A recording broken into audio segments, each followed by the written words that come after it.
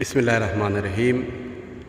نیپال کے بہت سارے مسلم ایریا میں آج 9 محرم کو تعزیہ رکھتے ہیں اور گھروں میں امام حسین اور شہدائے کربلا کے لیے اہل سنت والجماعت بھائی محرم پرو مناتے ہیں اور اپنے اپنے گھروں کے سامنے تعزیہ رکھتے ہیں اور عقیدت کے ساتھ امام حسین علیہ السلام کو یاد کرتے ہیں اور ان کو سلام کرتے ہیں۔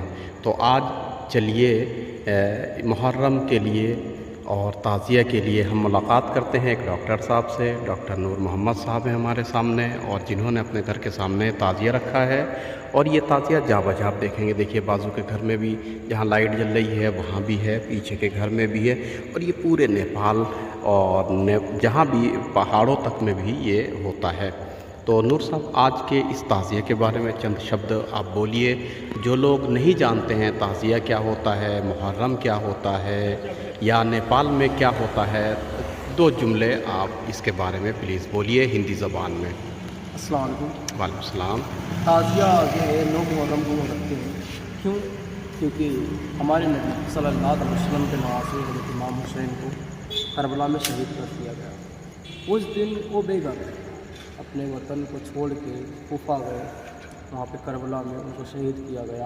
اور جو تعزیہ ہے وہ ہمارے جو اہل بیت کے قائم امام حسین علیہ السلام کے، وہ ایک روزہ ہے جو کربلا میں، اس کا ایک لفظ ہے کہ کل بے گھر کے آج نظر یہ عوام کو نعرہ ہے کہ دیکھ لو، کل جس کو تم نے مٹانے کو چاہا تھا نا، آج وہ ہر ایک گھر گھر میں بس گئے، آج ہر ایک گھر میں حسین ہے۔ انہی کی یاد میں ان کا ایک روزہ ہے، ایک ان کا جو مزار ہوتا ہے اس کا عکس بنایا جاتا ہے اور رکھا جاتا ہے تاکہ ان کو یاد کیا جائے کہ امام حسین کون ہے، دنیا کو پیغام دیا جاتا ہے۔ امام حسین علیہ السلام کرب و بلا میں اپنے پریوار کے ساتھ شہید ہوئے ہیں۔ ان کا اس شہادت کا مقصد کیا تھا؟ آپ اس کو کس طریقے سے بیان کر سکتے ہیں؟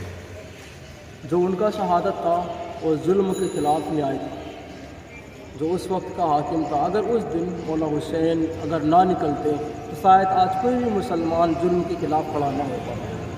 انہوں نے اپنا سر کٹا کے اپنے اہل و عیال کو، باطن نفس قدسیہ کو، جو کربلا کے میدان پہ اپنے ننھے سے بچے علی اصغر کو، علی اکبر کو، اور جتنے بھی اس کربلا میں تھے سب کا سر دے کر کے انہوں نے اسلام کو زندہ کیا اور بتا دیا دنیا والوں سے کہ آپ اس پیغام لے لیجیے ہم سے کہ کچھ بھی ہو جائے کبھی ظلم کے خلاف ڈریے گا مت، جان جائے گی تو لیکن ظلم کے خلاف کبھی بھی مت ڈریے گا۔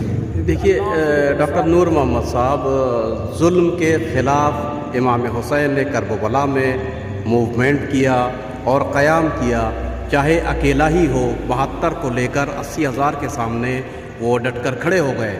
آج جو حالات حاضرہ 2024 میں فلسطین میں بھی وہی صورتحال ہے، لہٰذا فلسطین کے مسلمانوں کو یا پوری دنیا کے مسلمانوں کو فلسطین کے حوالے سے آپ کیا پیغام دینا چاہتے ہیں؟ ایک جملے میں آپ اس پیغام کو دے سکتے ہیں۔ ہم جب کربلا کا واقعہ سنتے تھے یہ سوچتے ہیں کہ اسے اتنے مسلمان تھے، آخر کربلا میں 72 ہی کیوں تھے؟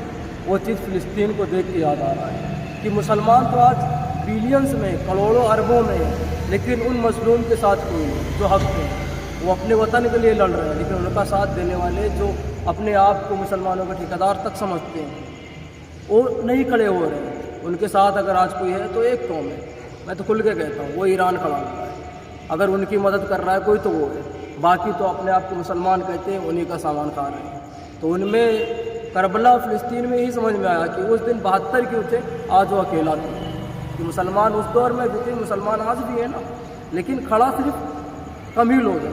اس سے یہ معلوم ہوتا ہے کہ حق کے ساتھ ہمیشہ کم ہی ہوتے ہیں۔ مولا علیہ السلام کا فرمان ہے کہ اگر آپ کی تعریف ہی ہر ایک لوگ کرنے لگے تو آپ منافق ہو گئے۔ کچھ برائیاں کرنے والے بھی ہونے چاہیے۔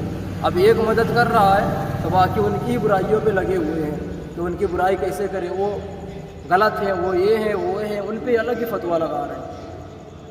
خدا آپ کو جزائے خیر دے، انشاءاللہ اللہ قبول کرے، اور اس تعزیہ کو امام حسین علیہ السلام نبی پاک کے صدقے میں قبول فرمائے اور گھر سے بلا مصیبت کو دور کرے۔